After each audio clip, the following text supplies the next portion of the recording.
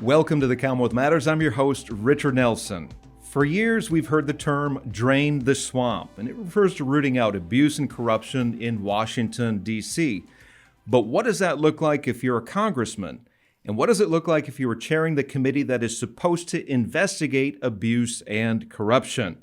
Joining us to give us some insight is Congressman James Comer, who released a new book called All the President's Money, Investigating the Secret Foreign Schemes That Made the Biden Family Rich.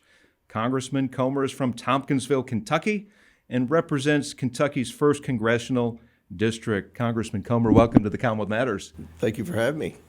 Hey, the thesis of this book, and we're just going to jump right in, Right. is that the Biden family doesn't have a single substantial, legitimate business anywhere, and that the Biden family got rich by influence peddling, particularly Hunter Biden's influence peddling of his father. Is that an accurate assessment? That's 100% accurate. The media always tried to characterize the Bidens like the Trumps. They were in business, and they would defend the rumors that the Bidens were taking money from foreign sources by saying, well, Trump has businesses in foreign countries.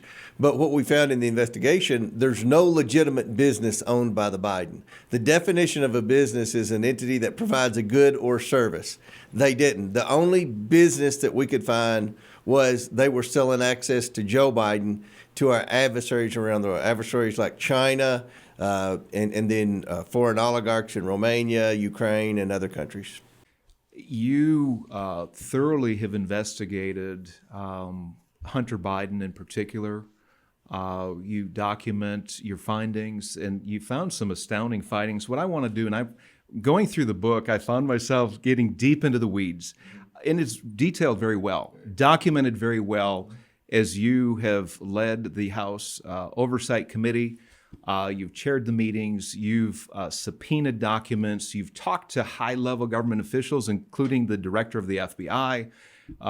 You worked with Charles Grassley, who he had an investigative committee as well into some of Hunter Biden's dealings. So you're speaking as an authority figure who sees this from a very different view than most of us see it. But what I'd like to do, Congressman Comer, is to look at some of the high points that you outline in your book, and then I'd like you to comment. So bear with me. There's several high points, and there's a lot of weeds. And by the way, if you want to get the book, again, it's All the President's Money. It can be found on Amazon. So here's the one of the first things that you talk about early on in the book was Jim Biden, Joe Biden's brother, was involved with a group called AmeriCorps, which was supposed to save rural hospitals. It ended up going bankrupt. There were a lot of problems with it. It seemed corrupt from the get-go. But you note that Jim ended up sending a check to Joe for $200,000, and in the memo box, the check said for a loan. So that's one thing you point out. And you flesh it out and explain more as to why that was corrupt or potential corruption. In another case, Hunter Biden received $1 million from a corrupt Romanian oligarch called Gabriel Popovicic. I'm not sure if I pronounced that right. But weeks after Joe Biden flew back from Romania on Air Force Two, he was vice president at the time, and he gave a speech on anti-corruption. You mentioned Joe and Hunter shared the same bookkeeper, and Joe Biden never paid for the services. Now, that act alone is an ethics violation because government officials cannot receive services without paying for them. Joe Biden threatened Ukrainian President Petro Poroshenko to withhold $1 billion in U.S. loan guarantees unless he fired the prosecutor who was investigating Burisma. That was in 2018. Hunter continued to receive thousands of dollars from Burisma thereafter. He ended up getting about $4 million from Burisma. I'll just end it right there. There were several other findings that you came across as you led the House Oversight Committee. But if you would comment on that. Well, for one thing, Joe Biden said that there was a wall between him and his son's business dealings, which, again, there was no business other than selling access. But that wasn't a true statement. What we found was they had the same law firm. They had the same bookkeeping firm, and Joe Biden never paid for any of that stuff over decades. So the influence peddling scheme was paying for basic services that Joe Biden was using. It was being paid for out of the LLCs. So that's important because he didn't disclose that. That's a gift. And it's an ethics violation because I have to pay for my own bookkeeping services. I have to pay for my own legal fees, and that's thousands and thousands of dollars a year. So if you're vice president, it would be significantly more. According to the laptop and information like that, Hunter was paying for landscaping. He put a new roof on his house. I mean, it was tens of thousands of dollars here, tens of thousands of dollars there, in stuff that you and I have to pay for all the time. But Joe Biden wasn't paying for it. It was being paid for through the influence peddling schemes. And then we found 2 direct payments to Joe. That's what the media said we had to find. We had to find money to Joe, even though I did subpoena Hunter's bank accounts. I subpoenaed Jim Biden, the brothers' bank accounts, and I subpoenaed the bank accounts of all these LLCs, which are companies. A limited liability company is what a LLC stands for. And but I was not allowed to subpoena Joe Biden's personal bank records because presidents are protected from immunity. So we did find money that went to Joe through these other sources, and the $200,000 from AmeriCorps. AmeriCorps was a company that would come in and supposedly help rural hospitals. Like they would have come in the Katie's hospital if they had known about them. If Katie's would have been gullible enough to have let them come in. But they went into a hospital in Bell County in Pineville, Kentucky, and they what happened was the government found that they were fraudulently charging Medicare for blood testing. They got in on this drug testing thing, which, I think that's something that Kentucky is very susceptible to fraud in with all this money that comes in for drug rehabilitation, which is great. But just because you appropriate money somewhere doesn't mean it's being spent efficiently and in the best interest of the consumers. So the money from this AmeriCorps was all a fraud. And right before they went bankrupt, they paid Jim Biden $600,000, and they called it a loan, which they didn't have loan documents, and they didn't have any expectation that it would ever be paid back. And then Jim gave Joe a third of that, $200,000. Then Joe, when we caught the check, Joe Biden and the media said, well, that was a loan repayment, but he couldn't ever show where he had loaned Jim $200,000. So if you pay me back for a loan, then there should be a record where I gave you money for a loan before you paid me back. They never could provide that. It was good enough for the media, but it wasn't, what happened. It was money. So we found that Joe Biden took $250,000 from the influence peddling scheme. We found that 9 other Biden family members took money. My investigation, and in that book, is the only place you will find the spouses of Joe Biden's siblings' names mentioned. And he pardoned them in his last act in office because of what we found in our investigation. What I have in the book, All the President's Money, is that the whole family was receiving payments through the scheme. So the book documents it. It's a forensic accounting of everything they did with footnotes, endnotes, bank records. I mean, if there was anything in that book that wasn't factual pertaining to Joe Biden, they would have already filed suit. Congressman Comer, you mentioned a good day that you and the House Oversight Committee staff had that was in December 7th, 2023, about several findings, breakthroughs that you had in your committee. One of those findings was that there were 170 reports from banks, suspicious activity reports or SARs, 170 for Hunter Biden. You've discovered 20 shell companies that Hunter Biden was involved with, and then $20 million that came into the Biden family. And it was considered a good day for you. But here's the question. The media didn't cover that very well. I would think that would be big news.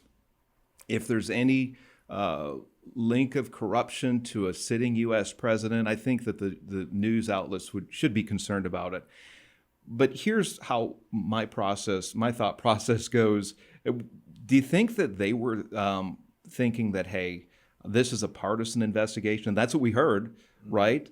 But you say in your book that your goal was to search for the truth. Right. And how did you address that? How did you navigate through that it wasn't a partisan witch hunt, that you really were searching for the truth? And I guess we'll start with this. Did you build relationships across party lines? Because that would bring more credibility if you had a bipartisan committee. Is that something you tried to do? I tried to do it, but the House Oversight Committee isn't known for its bipartisanship. You've got what I guess you could call the firebrands in each party. We've got a lot of the Freedom Caucus guys. I've got Marjorie Taylor Greene and Nancy Mace and Jim Jordan and all those guys on my committee. And on the Democrat committee, they have Jamie Raskin and Ocasio-Cortez and all the squad and people like that. So it's really not created to be bipartisan. It should have been bipartisan. The Watergate investigation was bipartisan. But what I found in Washington, it's easier for the Republicans to join the Democrats in bipartisanship than it is for the Democrats to join the Republicans.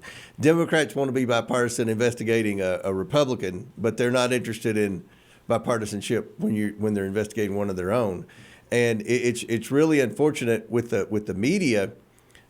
We were very transparent. Anytime we would find something, we would have a press conference, much like what Trump's doing now. You know, he has a press conference every day. Joe Biden never had press conferences. And when they did, they would send, Jean-Pierre out there, and she would just be reading whatever they told her to say from notes. I tried to be transparent. I brought in CNN. We brought in some of the most, the Washington Post. We brought in the New York Times. We brought in all these liberal outlets and showed them the bank records, and they would still not report accurately. And I put in the book, I don't believe it was because they had a deep admiration for Joe Biden. I believe it was because they despised Donald Trump, and they feared that Donald Trump would benefit from my investigation. You mentioned in your book, Congressman, that the IRS, the Department of Justice, and the FBI were not interested in investigating the Bidens. In fact, you go on to say that they were obstructing the investigation. Can you give us an example or two of how they obstructed your committee work? I can give you a lot. So we had 3 people that we identified that we needed to bring in for depositions in our investigation. And I have subpoena power as chairman of the committee. You mentioned Grassley had investigated the Bidens before. He did that while he was in the minority, so he didn't have subpoena power. You have to be in the majority to have subpoena power. Well, 2 years ago, when the House flipped, the Senate was still in the minority, so I was the only Republican investigator in Washington, D.C. that had subpoena power. And we were set to subpoena these guys. We actually had subpoenaed one of them. In 3 different instances, the FBI or the Department of Justice arrested those people before we could bring them in. Wait a minute. So they arrested the people that you were trying to subpoena? Yes. And one of them they threw in solitary confinement and just recently got out. What they did was to obstruct. We weren't even allowed to go in the prison and question these people. One person that we were going to bring in, we had made communication, and I feel like they were wiretapping to have known this. We made communication with him. He was in Greece, and right when he agreed to come to the United States, he got worried that something was happening. So I bought plane tickets for my oversight staff to go there to Cyprus. I believe was where we finally agreed to Cyprus to interview the guy. And we were going to record the interview and do a professional transcribed interview. And the Department of Justice in the United States indicted the guy. Didn't even know where he was, couldn't serve him in Spain. They indicted him, so he took off again. And it's just like every time we got ready to do something, they would indict, they would not turn over information. The White House blocked the National Archives from providing information that we needed. One of the things that we found in the investigation was that people said, and the media said, well, the Bidens, they got all this money once Joe Biden left vice president. And I kind of thought that was probably accurate. But what we found is most of the money happened while Joe Biden was vice president, which is so illegal and so unethical because, again, it's not a real business. And when we talk about these shell companies, these are businesses that were created, but they didn't have any business. They were just what's called laundering money. And the banks, with these 170 suspicious activity reports, they caught it. 6 different banks kept notifying the federal government, look, our client, who just so happens to be the son of the vice president of the United States, has shell companies that are laundering money that they're receiving from, we believe, foreign nationals, which means you're not even, they're sanctions. You're not even supposed to be doing business with them. And we're concerned about this. So the banks notified the federal government. The banks did everything right, but the federal government refused to do anything because they were Biden's. There's a proverb that says, when a land transgresses, it has many rulers, but with a man of understanding and knowledge, its stability will long continue. The idea here is that when people live without regard to their neighbors and without moral boundaries, then you need more government to restrain people who've gone off the rails. So if people are going to flourish, God's truth must be embraced. After all, God tells us who we are, what's our purpose, and how to live in harmony with our fellow man. Christians should understand what God's word says and how to think biblically about the issues so that they can engage well. To stay up to date with what's going on in Kentucky, subscribe to CPC's newsletter. Go to CommonwealthPolicyCenter.org to subscribe, and you can also find other resources there. Thank you, and may God bless you. Congressman, you say in your book that there was evidence, there was a whistleblower who had evidence of Joe Biden taking a $40,000 bribe while Vice President of the United States. Charles Grassley pulled together a meeting with you and Chris Wray, the FBI director at the time. And interesting story of exchange of how that went. And you had, I think it was called a 1023. Yep. This was the document that showed the testimony or an affidavit of here's what the person saw. Yep.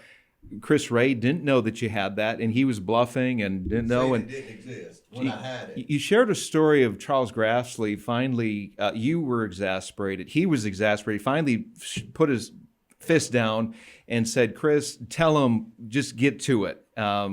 Chris Wray opened up, and he did start talking and sharing information. Was that your greatest frustration in your work in the Oversight Committee? Because you're a professional representing in Congress and also chairing an important committee. And here's another person who should be responsible representing a high government agency.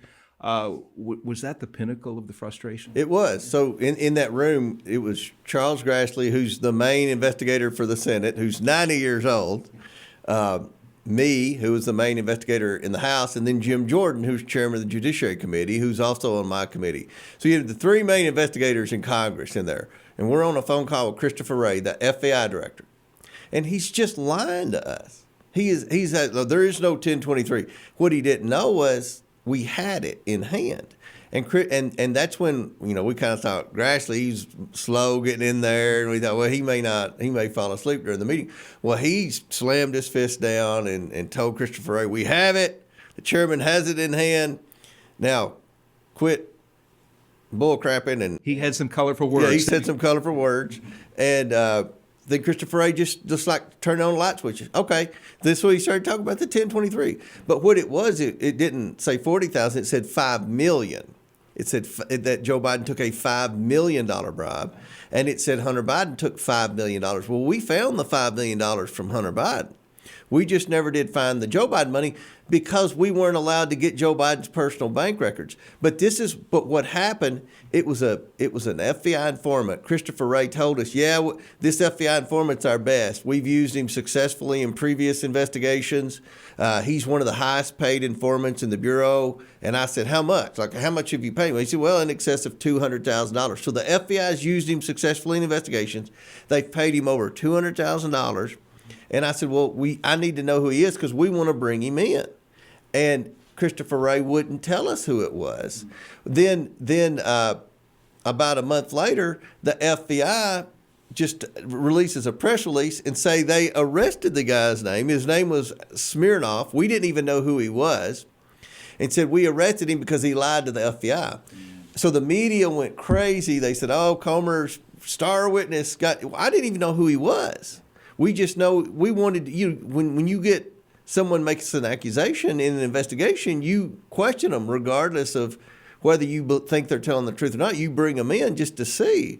They never would let us question him. Then they colluded with the media to say, "Oh, our star witness, they got him for lying." But you know what? To this day, Richard, they have never said what he lied about. And we weren't allowed to question him in prison. He was another witness that the FBI obstructed our investigation. They colluded with the media to create a false narrative that Comer's investigation was falling apart. It didn't matter whether this guy was truthful or not. We just wanted to interview him. And the fact that they wouldn't let us interview him makes me think this guy had a lot more information. And they stuck him in solitary confinement. And then they made this indictment against him for lying to the FBI. But we don't know what he lied about. He could have lied about his taxes. He could have said, when you interview with the FBI, never talk to the FBI without a lawyer. And I had a room full of lawyers when I was talking to Christopher Wray on the phone, because they don't record conversations, and it's their word against your word. And the FBI could have been lying, saying the guy was lying. I don't know who was lying, but I know the FBI could have very easily let us interview the guy, and they didn't. And the way they colluded with the media makes me believe this guy could have been truthful in what he said. Congressman, trust in America's institutions is probably at an all-time low, and especially in particular regarding those federal institutions, law enforcement, FBI in particular, very low trust. You had some, obviously, as you're sharing, personal dealings where you felt betrayed and lied to. Let's go back to a major finding a while back where 51 former intelligence officials signed a letter saying that the Hunter Biden laptop was likely Russian disinformation, when it was very clear, had all the earmarks of being genuine, and that it really was Hunter Biden's laptop. And yet they signed this letter affirming that it was the Russians trying to interfere with our elections. Is this the kind of thing that we've just grown accustomed to, that there's just corruption and people are going to lie? I mean, these are supposed to be our intelligence community, the CIA, FBI. How do we get to this point? I guess that's the question, where this becomes okay. Yeah, no. And this is what I call the deep state. A lot of people call it the deep state bureaucracy, the unelected bureaucrats.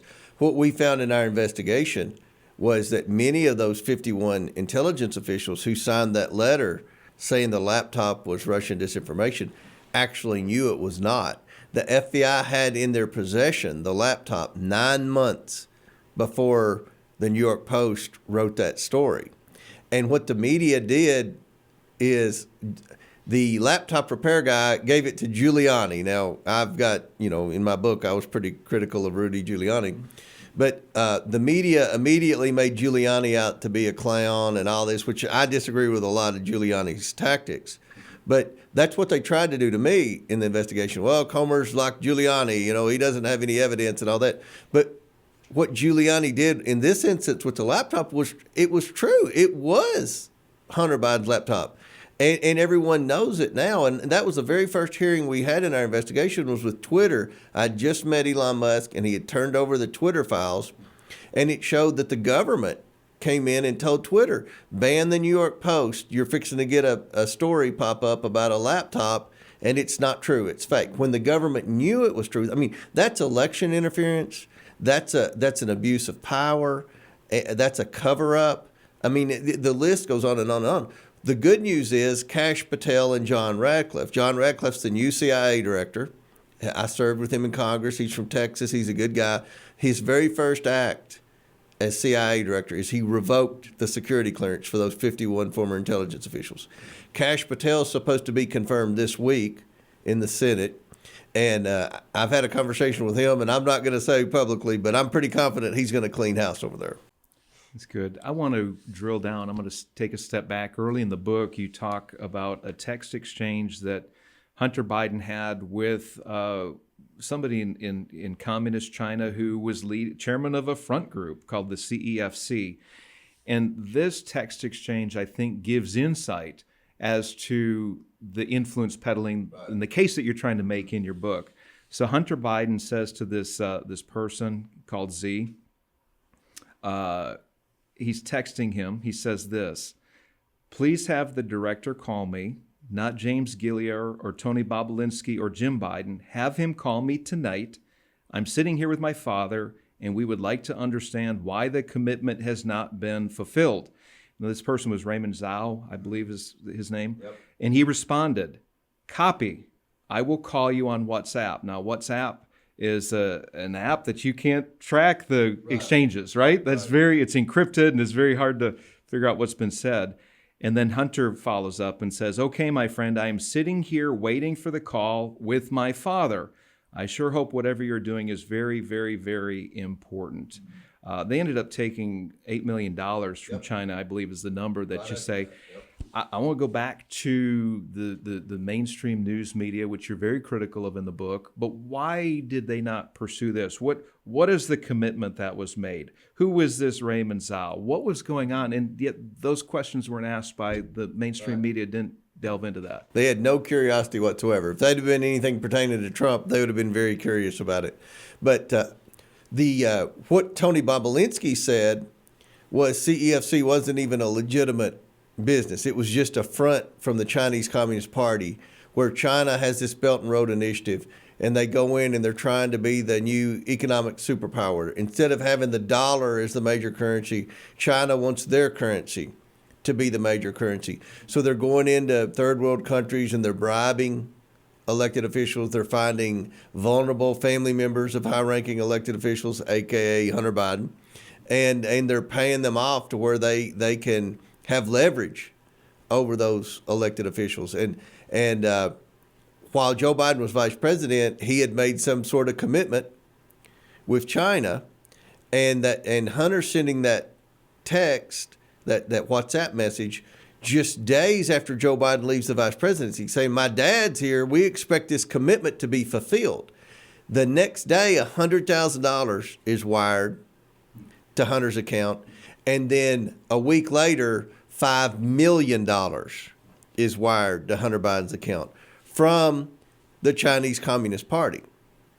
And through that $5 million, then Hunter has this professional LLC that was supposed to be the deal that Joe was going to get 10% of, and he charges a fee to that $5 million for $400,000. Joe got $40,000. That's 10% for the big guy. And I mean, everything that we found gave validity to the laptop, talking about the big guy, that Joe Biden was involved. You know, they call it the Hunter Biden investigation, but this was the Joe Biden investigation. And in every instance, Joe Biden met with these people that wired money through those companies. This was a sophisticated influence peddling scheme where they had all these companies, these phony companies, these fake companies that are called shell companies, set up to just receive wire transfers and transfer money out to deceive the IRS, to deceive people like the House Oversight Committee as to what they were doing, to be able to funnel money into Biden family members' bank accounts. I mean, I think this is the biggest public corruption scandal in our lifetime, and I think the very last act that Joe Biden did as president validated everything we said. He pardoned his entire family preemptively, meaning for anything that may come out in the future, I pardon my entire family. Congressman, has that ever been done before? Never. Where a president pardons their own family? Never. Never. Especially when there's an ongoing investigation. Hunter Biden was indicted. He was found guilty of crimes. And so I'm going to take a step back. It's not been done before. You have provided evidence of serious corruption all the way to the highest office in our land. The media hasn't been interested in it. I want to go to the media, and the job of the news media is to bring the truth to light, to give balanced reporting, hear both sides of the story. That didn't happen. I want to go back to what you say in your book was that you're the news media outlet that you felt most trusted, at least with your experience here in Kentucky, was the AP Bureau. But you found that wasn't necessarily the case. They actually sent a reporter in the midst of your investigation, as these revelations were coming out. They sent a reporter to Tompkinsville, spent 5 days there to interview business associates, family, friends of yours. They ended up with a story that accused you of having shell companies, just like Hunter Biden had shell companies. In essence, it was a hit piece. You had an attorney contact the AP and said, hey, this isn't true. Let me explain what happened, and tell us from there what happened. Yeah. Did they cover your side of the story? Well, they dropped the hit pieces. They were going to run a lot of hit pieces, and they said Comer has his own shell company. Well, I have an LLC, and in my LLC I had 5 properties. Okay, which makes it above average in size for a Kentucky LLC. And then I did all my hunting leases through there. So I have 1,600 acres of farmland around Monroe County. Some of it's in Tennessee, and I lease the hunting rights on it. Well, there's a lot of liability for people climbing up in deer stands in the winter in the dark, and you're encouraged, if you've got that much farmland to lease, to set up an LLC. So we did that for the hunting leases. An LLC is limited liability company. That's what it's for, to limit your liability. So most people that lease out large amounts of hunting land have an LLC. But then I also had properties in it too. I flip farms, and I've always done that on the side. I'm a farmer, but I would buy a farm and fix it up and sell it, speculate on it. And I've always done that. I'm a business guy. So my LLC was very legitimate. But the media knew that the average person in America didn't know what an LLC was. The average person in America is financially illiterate. And what they were taking advantage of, well, LLC, Comer's got an LLC. Biden had 24 LLC. So it's the same thing. It wasn't the same thing. There were no assets in any of Hunter Biden's. Not a single one of those LLCs owned any real estate. They didn't own. They didn't have any depreciation. They didn't have a website. They didn't have any employees. They didn't make anything. They didn't sell anything. They were complete fake companies. My company was very defined. It owns property, hundreds of thousands of dollars, maybe over $1 million worth of property, and then it did all these hunting leases, which is about $100,000 in annual revenue. So it's a pretty big LLC, and the AP says it's a shell company. Then I bought some land from my brother, and they said I loaned my brother $200,000, just like Joe Biden loaned Jim Biden money. They said, my brother, you would have to know my brother. He's the biggest good old boy in Monroe County. He's never had a loan in his life, and I write that in the book. He didn't go to college. He didn't have any student loans. He moved into our farmhouse, so he never had a mortgage on his house. The man has never had a loan in his life, but they write that I loaned him $200,000, and then these crazy liberal women that watch MSNBC all day long, oh, he had a loan, he had a shell company too, and that's not true. I didn't have any of that. And they were trying to, this AP reporter was trying to get a real bad story written, and we caught it, and it didn't happen after I hired a big law firm and PR firm to come in and represent me. But then 2 weeks later, this same reporter wrote a hit piece on Bernie Moreno, who just got elected senator in Ohio. It was while he was running for the Senate, right before the primary. He said that the guy had a homosexual website where he was trying to pick up homosexual people, and it turned out not to be true at all. But they dropped that story days before the election. So this was the Associated Press. And when I was in Kentucky, we had reporters like Bruce Schreiner and Adam Beam. They were honest AP reporters. But the AP reporters in Washington, D.C. are liberal left-wing activists. They aren't trusted. They write stories they know aren't true. They collude with the George Soroses of the world. And I'm just pretty disappointed in the Associated Press. you sat down with Bob Woodward, who was one of the influential journalists during the Watergate era, and you shared your story with him, what you were finding and what was coming out. And Woodward had some interesting comments about that. It's either the biggest scandal in Washington, D.C., or he called it a nothing burger. Right. Did he give you any advice on how to work with the media and how to roll out the information, or how to maybe kind of calm the waters that were there? Because it's been tense. Let's be frank. It's been tense between conservatives and the mainstream news media for years now. Well, yeah, and it was a 3-hour dinner. Bob Woodward invited me to his house, and I was excited because I've read about 6 of Bob Woodward's books. And he said, your problem, talking about me, is the media. He said, you have the least curious media in history.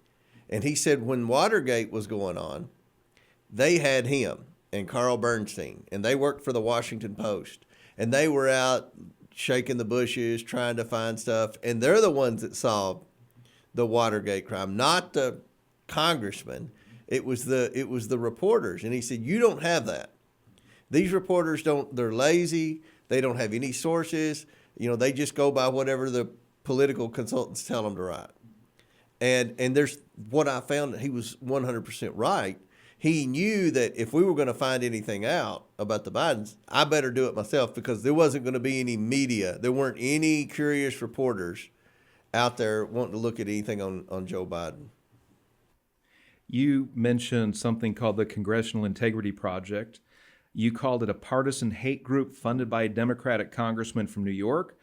And you allege, or maybe have evidence, that this group is behind the harassment of Republicans in public places. We've seen it here in Kentucky, where Senator McConnell has been out to eat with his wife, Elaine, and they have been heckled, ridiculed, harassed to a great extent. And you say that this group is behind that. So why aren't there any consequences for this congressman from New York? His name is Dan Goldman, and he bankrolls this group. Well, I mean, aren't there consequences for something like that? Unfortunately not. Freedom of speech. You can do whatever, and we have immunity, which I guess is good, or the Biden legal team would have sued me throughout the whole investigation. But, Dan Goldman, on his father's side, started Goldman Sachs. On his mom's side, started Levi Strauss. So he's from a major money family. He's got all these trusts, and his family has all these trusts, and they fund liberal left-wing organizations. The Congressional Integrity Project was what's called a dark money group, meaning it's very difficult to find out who their donors are. And they would write press releases that the Courier-Journal would run. They would write press releases that the Lexington Herald-Leader would run, and just like they were a regular media outlet, and they were just a Democrat attack group. And we found out a few months ago, after the book had been written, that George Soros donated $1 million. And I'll tell you what they did to me. If you went to the Kentucky Derby a few years ago, they flew a plane with a banner all over the Derby that said "Investigate Comer." I mean, that was pretty expensive. They would come to Tompkinsville with one of those TV vans with a big TV screen on it, with terrible ads about me, and they would do all the press releases. So anything the Courier-Journal wrote about my investigation came from the Congressional Integrity Project. It didn't come from the Washington Post or New York Times. It came from the Congressional Integrity Project, which was being funded by George Soros and the Goldmans of the world. And it just shows how pathetic our current media is in Kentucky. And just to be clear about the Congressional Integrity Project, this is how they're identified in your book. They target, and I believe they self-identify, correct me if I'm wrong, they target the friends and family of legislators it chooses to attack. Was that self-identified, or is that your assessment? That's my assessment. Okay. But they attack Clarence Thomas a lot too. And Brett Kavanaugh, Clarence. They focus mainly on Republican leaders, the McConnell, me.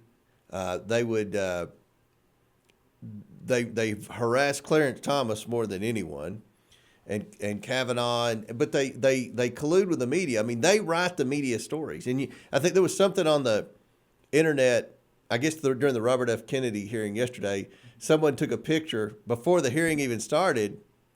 They had the headline up, Kennedy bombs his hearing before he even started. That's what they would do to me when we would bring in Hunter Biden or Jim Biden for a deposition. Before we even swore them in, the media CNN posted a story saying Comer's deposition was a flop.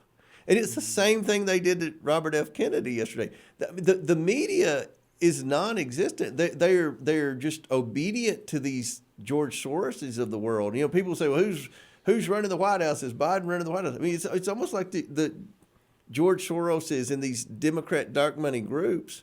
They tell the media what to write, and I wonder if they tell the president what to do. I mean, it's just bizarre that there's no media. And I was critical of conservative media in my book too, because we had that hearing with Tony Bobulinski where he said the money was actually a bribe. That's a big deal for the partner to say the money the Bidens got from China wasn't an energy deal, it was a bribe. But then right after that, he got into it with Ocasio-Cortez, and that's all that Fox covered was his fight with Ocasio-Cortez, because she said RICO wasn't a crime or something, and which is not, shows she didn't know what she was talking about. So the media on both sides really failed the American people in this investigation. I want to point out, too, that you have been an equal critic when it comes to influence peddling or possible benefiting of a person or a family because of a government deal. You pointed out Jared Kushner. There was a conflict of interest. I don't know if he broke any laws, but it certainly didn't pass the smell test. And you did acknowledge that we probably need to rein that in. Yeah. You've taken the lead, a bipartisan effort to rein in influence peddling with a Democratic senator from California. I think she might have retired since then. Katie Porter. And so bipartisan bill to stop it, to define what influence peddling is, and then to have consequences for it. Tell us, what is the status of that? Is there bipartisan support right now for that? We needed to pass that bill last Congress, and I filed the bill. And when I wrote the book, I thought the bill was going to pass. And the Jamie Raskin, because it would go through my committee, and Jamie Raskin was the ranking Democrat on my committee. He had no interest in passing that bill because he was afraid Trump would win. In the beginning, when I filed the bill, he wasn't, or he thought Biden was going to win. That's why he wasn't interested. When I filed the bill, Biden was ahead of Trump in the polls. Then after that debate with Trump and Biden, Trump beat Biden to death, and everybody knew that Biden was going to lose. So then Jamie Raskin came and said, okay, we'll do the bill. So we were getting ready to mark the bill up. Well, then they put Kamala Harris on the ticket. They made Biden drop out. Then he wasn't interested in the bill again. Because if a Democrat was going to be president, they didn't want to pass any ethics legislation. If a Republican, especially Trump, was president, then they wanted to pass the legislation. Well, now that Trump's won, they're wanting to pass the legislation again. But the problem is the legislation needs to be in law before the president takes office. So it should have passed last fall. Now, we'll pass it. I will get that bill passed before I leave Washington. It's called the Presidential Ethics Reform Act. And I want that to be like a signature piece of legislation for me in my career in Washington, D.C. But it will only be able to apply to the next administration. So Trump term limited, he can't run again. We'll pass this bill, and whoever the next president is will have to apply by it. And hopefully it will prevent this from ever happening in the future. Can you get Democratic support for that? Yeah, I think we'll have to do it before they know who's going to win. Because again, I say this and people probably roll their eyes and say, oh, Comer's partisan, but I believe it. I mean, the Democrats are only interested in ethics legislation when it pertains to a Republican. And that's proven with that bill not passing. Yeah. Congressman Comer, in your book, there are several damaging revelations of the Biden family, links of corruption to President Joe Biden, It's documented. You have appendices that document some of your committee hearings, testimonies. It's laid out there for all to see. Here's my question. Even though the media hasn't been fair towards the conservative perspective and conservative leadership on these issues, do you think that your work on the House Oversight Committee contributed to a Trump victory in November? Or to what extent? That's a fair question. No, to what that's extent? a very fair question, and I didn't do it to be partisan, but I do believe it helped Trump. I would say unintentionally helped Trump because it exposed how corrupt the Bidens were, and the American people that were keeping up with the investigation, they knew what was going on. And even though the media wasn't reporting it, if you received a loan, Joe Biden, then prove where you made the loan to begin with. If those businesses aren't shell companies, then tell us what they did. Just say what you did to receive the money. Were you selling widgets? Were you